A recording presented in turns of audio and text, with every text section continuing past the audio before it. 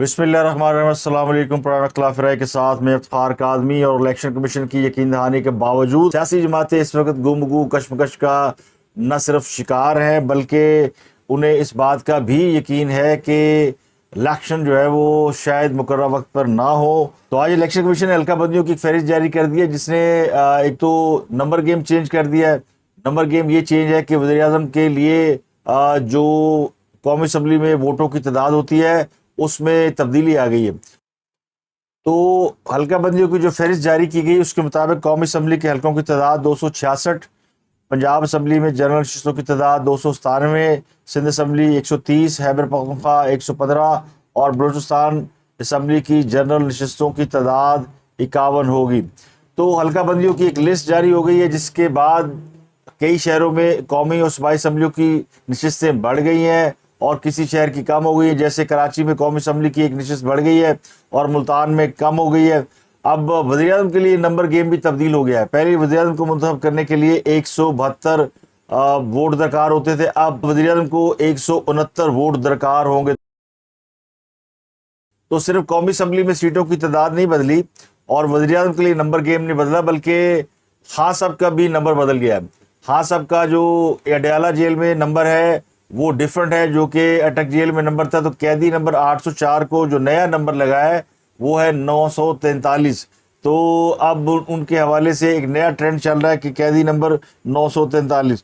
तो कैदी नंबर 943 जो कि अडयाला जेल में कैद हैं, उनके बारे में खबर ये कि उनको अडयाला जेल मुंतकिल किया गया है। तो ये उनकी ख्वाहिश के बरखिलाफ हुआ है।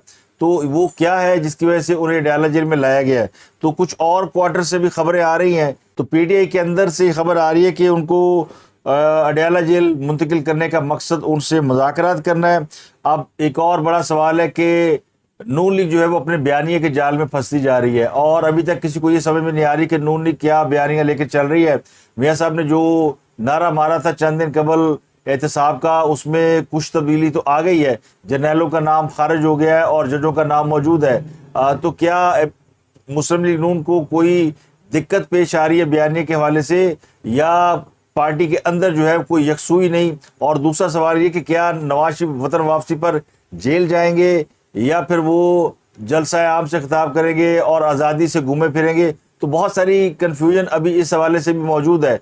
और बहुत से ज़राए कहते हैं कि आइन और कानून के मुताबिक तो मियाँ साहब को जेल में जाना पड़ेगा। अब उनके लिए जो रास्ता निकालने की कोशिशें की जा रही हैं, उन पर बातचीत हो रही है। मसलन उनके लिए एक तजवीज़ ये कि वो वापस आए और हॉस्पिटल में दाखिल हो जाए और वहाँ से एक एप्लीकेशन भेजे कि जी मैं बीमार हूँ और मैंने सरेंडर कर दिया है। तो उनकी जो जो हॉस्पिटल की लोकेशन है उसको सब जेल करार दे दिया जाए। तो इस किस्म की जो है ना गीदड़ सिंगियाँ, इस किस्म की तरकीबें, इस किस्म के टोटके लगाए जा रहे हैं। लेकिन ये बात हकीकत है कि इस वक्त मुस्लिम लीग नून भी उनकी वजह से खुद क़यादत में भी कन्फ्यूजन है और नीचे पार्टी के कारकुनों वोटर सपोर्टर में भी कन्फ्यूजन पाई जाती है। दूसरा, पार्टी के अंदर एक दरार पैदा हो गई है और दो तीन अहम लीडर नई पार्टी बनाने के लिए चल पड़े हैं, जिनमें शाहिद खान अब्बासी और मुफ्ता इस्माइल और मुस्तफ़ा नवाज खोखर पीपल पार्टी के शामिल हैं। तो वो जो रिफॉर्म्स का एजेंडा वो मुतारफ़ करा रहे हैं, उसको भी आहिस्ता आहिस्ता एक्सेप्टेंस मिल रही है। ऐन उस मौके पर जब इलेक्शन सर पर है, मुस्लिम लीग नून के अहम रहनुमाओं का पार्टी से अलहदा हो जाना, ये एक बहुत बड़ा क्वेश्चन मार्क है। क्योंकि ये तो सबको पता है कि नून लीग की हवा चल रही है और उनका एस्टेब्लिशमेंट के साथ काफ़ी करीबी ताल्लुक है। ये अलग बात है कि कानूनी आइनी मामलात अभी पेचीदा है और ज़ाहिर है पाकिस्तान के आइन और कानून को कोई भी सबूताज नहीं कर सकता। थोड़ा बहुत आगे पीछे दाएं बाएं हैंकी फेंकी हो सकती है, लेकिन मामला फंसा हुआ है और नवाज शरीफ भी उसको सॉर्ट आउट नहीं कर पा रहे और उसकी वजह से कन्फ्यूजन है। चीफ जस्टिस का आज लोग बहुत शुक्रिया अदा कर रहे हैं। एक बड़ा काम उन्होंने किया और बड़े काम तो देखे चीफ जस्टिस भी कर रहे हैं और आर्मी चीफ भी कर रहे हैं। चीफ जस्टिस ने आज और दोनों ने आज ख़वातीन के हवाले से कुछ ऐसे फैसले और ऐसी बातें की हैं जिस पर वो कहना पड़ता है कि thank you chief justice, thank you army chief, क्योंकि पाकिस्तान में ख़वातीन के हवाले से बहुत ही ज़्यादा ख़वातीन मुश्किल से गुजर रही हैं। तो चीफ जस्टिस काजी फाइज साहब ने आज एक फ़ैसला दिया जिसमें उन्होंने कहा कि हमारे यहाँ जो बेटियों की जायदाद है वो हथियाली जाती है, कभी उसे सौतेली बेटी करार देकर, कभी सौतेली बहन करार देकर। تو ایک بڑا یعنی پیچیدہ مسئلہ ہے، اور اس کے اوپر سپریم کورٹ کا ایک بڑا فیصلہ آنا کہ جائیداد کے حوالے سے ویسے تو اسلامی قوانین بڑے واضح ہے، لیکن پاکستان میں بیٹیوں کو حقوق دیتے ہوئے کہتے ہیں نا سانو موت پہندی ہے، تو اس طرح کے بیٹیاں ہوں، بہنیں ہوں، پھوپھیاں ہوں تو بڑا مشکل ہو جاتا ہے، لوگ جو ہے وہ ایک پائی چھوڑنے کو تیار نہیں ہوتے ہیں۔ تو یہ ایک بڑا فیصلہ ہے جس پر انہیں ان کا شکریہ ادا کرنا بنتا ہے۔ کم از کم ہماری سپریم کورٹ جو ہے وہ ایسے فیصلے بھی کر رہی ہے جو نان پولیٹیکل ہیں، جو پاکستان کے بہت پرانے ایشوز ہیں، جن میں سمجھ لیں کہ بہت سے ایسے معاملات ہیں جن میں ریفارمز کی ضرورت ہے، قوانین میں بھی، لیکن جب فیصلے آتے ہیں عدالتوں کے تو وہ آٹومیٹکلی ریفارمز ہو جاتی ہیں۔ تو یہ اس حوالے سے ایک امپورٹنٹ بات ہے، تو اس کا ذکر کرنا ضرورت ہے۔ دوسرا، آرمی چیف نے بھی آج خواتین سے کسی جگہ خطاب کیا ہے، اور انہوں نے بھی خواتین کے حوالے سے بڑے اچھے جذبات اور بڑی پازیٹیو باتیں کی ہیں، تو وہ ڈائریکشن ٹھیک نظر آتی ہے۔ لیکن دوسری طرف جو سیاسی کڑمس مچا ہوا ہے، وہاں پہ دستوں گریبان ہوئے ہیں، اور معاملہ جو ہے وہ کافی پیچیدہ نظر آتا ہے۔ نیب سیاستدانوں کے کیس کھول رہی ہے، حفیظ شیخ کا بھی آج کیس کھل گیا، شاہد خان عباسی کا بھی کیس کھل گیا، اور بہت بڑے لوگ جن کے کیسز جو ہیں وہ واپس بھیجے گئے ہیں نیب قوانین کالعدم قرار دیے جانے کے بعد۔ یہ سارے کیسز اب سیاستدانوں پہ کھل رہے ہیں، تو سیاسی قوتوں کے اوپر ایک علیحدہ سے افتاد پڑی ہوئی ہے، اور سیاسی جماعتیں بھی اس کے اوپر کوئی بہت زیادہ واضح پوزیشن نہیں لے پا رہی ہیں۔ پاکستان کی 3 بڑی سیاسی جماعتیں ہیں، مسلم لیگ نون ہے، اس کے بعد پی ٹی آئی ہے، اس کے بعد پیپلز پارٹی ہے۔ تینوں جماعتیں پاکستان کے اوپر رول کر چکی ہیں، اور تینوں کا ووٹ بینک موجود ہے، اور تینوں کے اپنے اپنے نظریات اور بیانیے ہیں۔ اس وقت تینوں جماعتیں جو ہیں وہ بیانیے کے جال میں پھنسی ہوئی ہیں۔ کچھ مہینے بعد الیکشن ہے تو مشکل پیش آ رہی ہے۔ پی ٹی آئی تو ویسے ہی جیلوں میں ہے، اور ان کے پاس جو الیکشن لڑنے کے لیے سب سے بڑا کارڈ ہے وہ مظلومیت کارڈ ہے، اور مسلم لیگ نون جو ہے وہ اس وقت وکٹم کارڈ ان کے پاس بھی ہے، اور وہ سمجھتے ہیں کہ احتساب ہونا چاہیے۔ جن لوگوں نے 2017 میں 18 میں پاکستان کی تباہی کا وہ سبب بنے اور پاکستان کی تباہی کی سازش کی پلان کیا، تو وہ ان کا احتساب چاہتے ہیں۔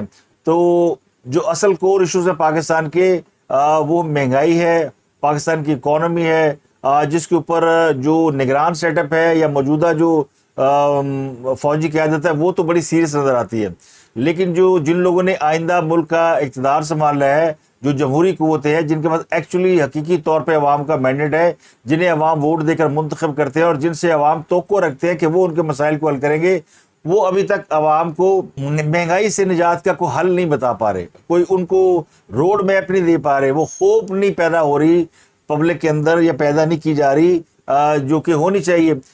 کہا یہ جا رہا ہے کہ نواز شریف واپس آئیں گے، وہ اپنا بیانیہ دیں گے، تو ظاہر ہے اس کے بعد کام شروع ہو جائے گا۔ تو میرا خیال ہے کہ ساری جماعتوں نے یہ طے کر لیا کہ اس وقت تک پولیٹیکل کمپین نہیں چلائی جائے گی جب تک نواز شریف کی قسمت کا فیصلہ نہیں ہو جاتا۔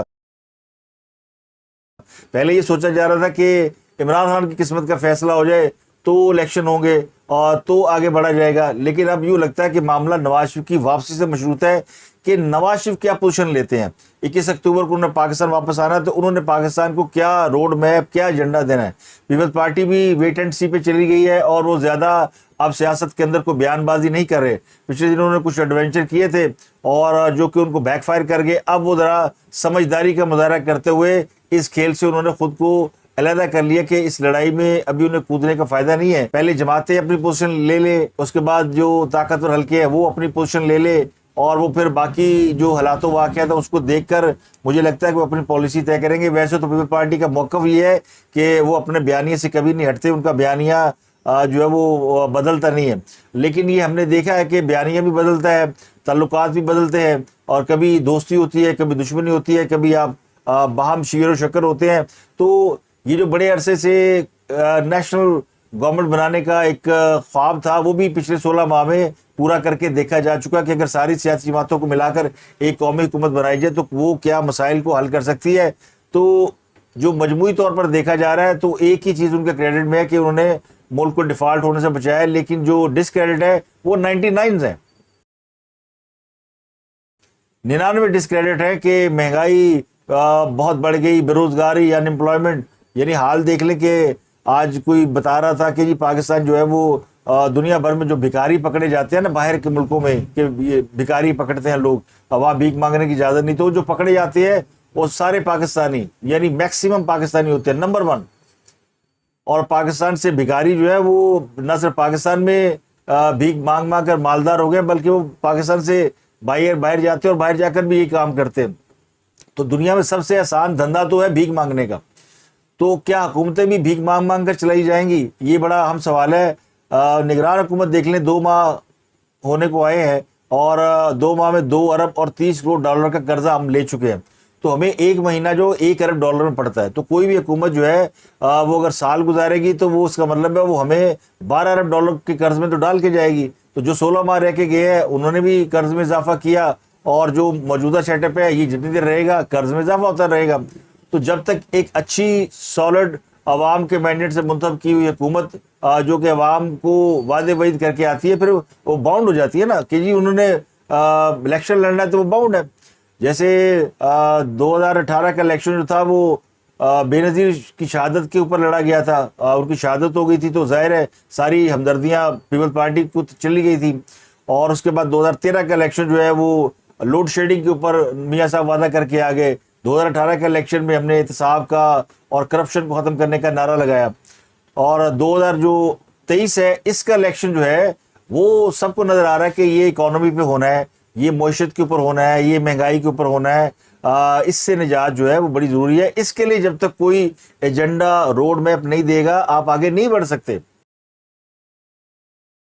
تو ہمارے یہاں تو ظاہر ہے چونکہ بحیثیت جرنلسٹ ہمیں ساری خبروں کو کور کرنا پڑتا ہے تو کچھ خبریں ایسی ہیں جو بڑی ہاٹ ٹاپک ہوتے ہیں. تو ان ہاٹ ٹاپک کو جب ٹچ کریں تو لوگ کچھ دوست شکوہ کرتے ہیں جی آپ پارٹی بن گئے, آپ زیادہ وہ خبریں کور کر رہے ہیں. تو خبریں ہی ہوتی ہیں, وہ کسی کی طرف ان کا ٹلٹ نہیں ہوتا, کسی کی زیادہ ہوتی ہیں کسی کی کم ہوتی ہیں. اب ہاٹ ٹاپک عمران خان کی جیل ہے, اب جیل میں وہ ہیں, ان کو نیا نمبر 943 سے لاٹ ہو چکا ہے, ان کو ان کے وکلا سے ملاقات نہیں کرنے دی گئی. اب وہ کچھ دیر اندر رہیں گے. 2 اکتوبر کو ان کی طلبی ہے وہ جو غیر شرعی نکاح ہے اس کے لیے انہیں باہر نکالا جائے گا. تو ظاہر ہے ان کے جو ووٹر اور سپورٹر ہیں ان کے لیے بھی انفارمیشن ان کو چاہیے ہوتی ہے کہ کیا چل رہا ہے یا کیا ہو رہا ہے. اب جو ان کے اپنے یوٹیوبرز ہیں, ویلاگرز ہیں, وہ تو کبھی ان کو صحیح انفارمیشن نہیں دیں گے, وہ ہمیشہ ڈس انفارمیشن پہ چلتے ہیں. پتہ نہیں اس کی کیا وجہ ہے. اب 2 اینکروں کے دائمی وارنٹ گرفتاری جاری کیے گئے ہیں جن کے نام ہے معید پیرزادہ اور صابر شاکر. دونوں بہت دروغ گو ہیں, جھوٹے. ان کے پاس جو انفارمیشن ہوتی ہے وہ جھوٹ کی بنیاد پر, امیجنیشن کی بنیاد پر ہوتی ہے. تو یہ امیجن کر کے کہ ایسا ہو سکتا ہے کوئی نہ کوئی کہانی گھڑ لیتے. اور 24 گھنٹے کے بعد ہی انہوں نے اپنی خبر کی تردید کر دی کہ جی ان کا دورہ ڈلے ہو گیا. اور وجہ یہ ہے کہ جی سارے مطالبات پورے نہیں ہوئے, ابھی امریکہ کے کچھ مطالبات پورے کرنے باقی. تو یہ جھوٹ کی بنیاد پہ یعنی خود ہی آپ نے امیجن کر لیا کہ وہ جائیں گے اور خود ہی کہہ دیا نہیں جائیں گے. تو یعنی اپنی خبر کو پہلے صحیح ثابت کیا پھر اس کو خود ہی غلط بھی ثابت کر دیا. اب جو ان کے ویورشپ ہے وہ تو ظاہر ہے وہ اسی چکر میں ڈیلی ان کی باتیں سن کے مس گائیڈ ہو رہی ہے. تو ہمیں کچھ خبریں بتانی پڑتی ہیں کہ جناب ایسی خبریں ہیں. تو ان 2 صحافیوں کے اوپر ایک مقدمہ درج ہے انسداد دہشت گردی کی عدالت میں جو اسلام آباد میں واقع ہے. مقدمہ یہ کہ انہوں نے 9 مئی کو دہشت گردی اور بغاوت پر اکسایا. تو انسداد دہشت گردی کے جج ابو الحسنات ذوالقرنین, یہ وہی ہیں جو سائفر کیس میں عمران خان کے کیس کی سماعت کر رہے ہیں, انہوں نے ان 2 صحافیوں کو مسلسل ایبسنٹ ہونے کی بنیاد پہ یعنی یہ موجود نہیں ہے تو ان کو اشتہاری قرار دینے کی کارروائی کا آغاز کیا تھا. اب ان کو جو ہے وہ گرفتار کر کے پیش کرنے کا حکم دیا گیا ہے. یعنی کہیں بھی یہ نظر آئے, دائمی وارنٹ یہ ہوتا ہے کہ آپ کو کہیں بھی کوئی نظر آئے یہ دونوں میں سے تو اس کو پکڑ کے لے آئے. اسی طرح وہ متنازع ٹویٹ کیس میں اعظم سواتی صاحب بھاگے ہوئے ہیں, وہ عدالت میں پیش نہیں ہو رہے. اس سے پہلے وہ بھی بڑے نعرے لگایا کرتے تھے ٹکر کے لوگ, ان کو بھی اسپیشل جج سینٹرل اسلام آباد نے متنازع ٹویٹ کیس میں گرفتار کر کے پیش کرنے کا حکم دیا ہے. ان کے خلاف بھی پہلے ان کو اشتہاری قرار دینے کی کارروائی کا آغاز کیا تھا. اب ان کے بھی دائمی وارنٹ جاری کیے گئے کہ ان کو بھی جہاں وہ نظر آئیں ان کو گرفتار کر کے پیش کیا جائے. تو یہ تینوں لوگوں کا تعلق پی ٹی آئی سے بڑا قریبی ہے. 2 ان کے ہم خیال صحافی ہیں اور ایک جو ہے ان کے لیڈر ہیں. تو تینوں کے دائمی وارنٹ جو ہے الگ الگ جاری ہوئے. اب جو مسٹری کویشچن ہے کہ عمران خان کو اڈیالہ جیل کیوں لے جایا گیا، اور جو ان کے لوگ کہہ رہے ہیں جی ان سے مذاکرات ہو سکتے ہیں، ان سے کوئی بات چیت چل سکتی ہے، لیکن ان کا مستقبل کیا ہے، اس پر بھی بہت سے لوگ جو ہے وہ ٹپنیاں کر رہے ہیں. اور بعض دوستوں نے لکھا کہ جب 21 اکتوبر کو نواز شریف واپس آئیں گے تو وہ جیل جائیں گے، کیونکہ قانونی ریکوائرمنٹ ہے، ان کو سزا ہوئی ہے. وہ ایسے مفرور نہیں ہے کہ جو کہ سزا سے پہلے مفرور ہوئے ہو. اگر ان کو سزا نہ ہوئی ہوتی تو وہ عدالت میں جا کے سرنڈر کرتے، اور عدالت جو ہے وہ ان کو گرفتار کیے بغیر بھی چھوڑ سکتی تھی. ایسی کئی مثالیں موجود ہیں، لیکن چونکہ وہ ایک عدالت سے سزا پا چکے ہیں، لیکن اس سزا ان کی معطل ہو چکی ہے. اب یہ ایک ٹیکنیکل سی ایک باریکی ہے، اور چونکہ پاکستان میں ایسی کوئی نظیر موجود نہیں اس سے پہلے، اور اب عدالتوں کے لیے بڑا چیلنج ہونا کہ وہ نواز شریف کو کیا ریلیف دیتے ہیں، کیونکہ نواز شریف کا جو بڑا مطالبہ ہے وہ تو ریلیف کا ہے. وہ چاہتے ہیں کہ ان کی دوبارہ سے ان کو جیل نہ جانا پڑے، اور شاید یہی وجہ ہے کہ ان کے جو لوگ ہیں وہ اگریسو بیانیے کے موڈ میں ہیں. لیکن بعض لوگ جو ڈر بھی رہے ہیں ان کے بیانیے سے. تو میرا خیال ہے کہ ابھی بیانیہ جو ہے وہ قبل از وقت ہے، ابھی بیانیہ بڑی دور ہے، اور ابھی وہ وقت نہیں آیا کہ کوئی شخص جو ہے بیانیہ کی بنیاد پہ سیاست کر سکے. الیکشن کمپین کے لیے نا آپ کو 2 مہینے کافی ہوتے ہیں. ویسے تو کمپین عمران خان صاحب نے جب اقتدار سے نکالے گئے تھے تو انہوں نے پولیٹیکل کمپین شروع کر دی تھی، اور وہ 70-80 جلسے کر چکے ہیں، اور پھر مسلم لیگ نون بھی کافی جلسے کر چکی ہے، پیپلز پارٹی بھی کافی جلسے جلوس کر چکی ہے. لیکن جب ایکچولی بیگل بجے گا تو کچھ 2 مہینے پہلے یہ کاروائی شروع ہوتی ہے. اب اگر الیکشن اگر جنوری میں ہونے ہیں تو اس کا مطلب یہ کہ نومبر میں جو ہے وہ پولیٹیکل ایکٹیویٹی شروع ہو جائے گی، اور اگر فیبروری میں ہونے ہیں تو پھر یہ ایکٹیویٹی جا کے دسمبر میں شروع ہوگی، یعنی شدید ٹھنڈ میں. اور سیاسی پارٹیاں اس بات سے ڈر رہی ہیں، اور وہ چاہتی ہے کہ الیکشن سردی میں نہ ہو، پاویں مارچ لے جاؤ. اتنی سردی میں تو ووٹر باہر نہیں نکلے گا. جنوری میں بڑی ٹھنڈ ہوتی ہے، فروری میں بھی کافی سردی ہوتی ہے، پنجاب میں بڑی سردی ہوتی ہے. تو تھوڑا سا اس کو دھکا لگا کے مارچ کے یا فروری کے آخری ہفتے میں، جو پہلے سوچا گیا تھا لیکن اب 1 مہینہ پیچھے کر دیا الیکشن کمیشن نے، تو وہ جو پرانی ڈیٹ ہے نا اس پہ لے جایا جائے. اور یہ مطالبہ پی ٹی آئی کی طرف سے بھی آ سکتا ہے. پی ٹی آئی کا آپ کو پتا کہ حال یہی ہے، پہلے وہ کہتے ہیں کہ اٹک جیل سے اڈیالہ لے جاؤ، اور جب اڈیالہ جیل لے کے جاتے ہو تو کہتے ہیں جی عمران خان تو جانا ہی نہیں چاہتا. تو اسی طرح الیکشن کے حوالے سے بھی یہ میرا خیال ہے کہ انہوں نے جب دیکھنا کہ موسم ٹھیک نہیں تو انہوں نے کہنا جناب اسی طرح کیسی الیکشن کراؤ. ہم نے یہ تھوڑی کہا تھا کہ جنوری کی ٹھنڈ میں کرا دو، تو اس کو لے جائیں فروری کے آخر میں یا مارچ میں. اس کے علاوہ آپ کو پتا ہے پنجاب میں ایک بڑا اسکینڈل چل رہا ہے، وہ جو جعلی انجیکشن لگا کے لوگوں کی آنکھیں خراب کرنے والا معاملہ. وہ بہت ہی پیچیدہ معاملہ ہے، چونکہ اس کے اوپر انفارمیشن سے زیادہ ڈس انفارمیشن پھیلی ہوئی تو اس کو ٹچ نہیں کیا کسی نے. لیکن یہ خبر ہے کہ اس میں جو لوگ انوالو ہیں وہ پکڑے جا چکے ہیں. اس کے علاوہ پنجاب میں اشوب چشم بہت پھیل گئی ہے، تو گزارش ہے کہ آپ بھی اپنا خیال رکھیں. آنکھوں کی وبا پھیلی ہوئی ہے تو احتیاط کریں، کیونکہ یہ اسی طرح کی وبا ہے کہ یعنی جو ایک دوسرے کو دیکھنے سے چھونے سے ہو جاتی ہے، تو احتیاط بڑی ضروری ہے. اس کے علاوہ جو بری خبر ہے کہ بجلی 1 روپیہ 83 پیسے پھر سے مہنگی ہو رہی ہے، اور یہ بڑی خوفناک خبر ہے. اور بجلی کا کوئی یعنی اس کو بریک ہی نہیں لگ رہے، تو بڑا مشکل ہے. اس کی وجہ سے جو اچھے کام ہے وہ بھی جو ہے وہ یعنی کاؤنٹ نہیں ہو رہے. جیسے ڈالر مسلسل ڈکلائن کا شکار ہے، اور ڈالر جو ہے اس وقت انٹر بینک میں 289 روپے 288 روپے 75 پیسے ہو گیا، اوپن مارکیٹ میں 290 کا. تو یہ تقریباً 43 روپیز ڈالر جو ہے اوپن مارکیٹ میں نیچے آ چکا ہے. اور انٹر بینک میں بھی یہ اگر آپ دیکھیں تو یہ تقریباً 20 روپے نیچے آ چکا ہے، اور یہ ایک اچھی خبر ہے. اور اس کی وجہ سے گھی کی قیمتوں میں 34 روپے فی کلو کمی ہوئی ہے، تو ایک اچھی خبر ہے. لیکن یہ آپ کو اس پولیٹیکل کڑماس کے اندر کوئی بتائے گا نہیں، اور ظاہر ہے وہ کس کے پاس اتنا ٹائم ہے کہ آٹے دال گھی کی قیمتیں آپ کو بتائیں. عمران خان صاحب نہیں کہتے سی میں کو آٹے دال کی قیمتیں کم کرنے آیا ہوں، میں کو مہنگائی کم کرنے، میں تو ملک کو آگے اٹھانے آیا ہوں. ایسے اٹھانے کی بجائے اس کو نوز ڈاؤن کر دیا. تو ہمارا تو مسئلہ ہی عام آدمی کا مسئلہ یہی ہے. اب تک کے لیے اتنا ہی. آپ سے ملاقات کریں گے اگلے ولاگ میں. اپنا گرد و نواح کے لوگوں کا بہت خیال رکھیے گا. اپنا فیڈ بیک ضرور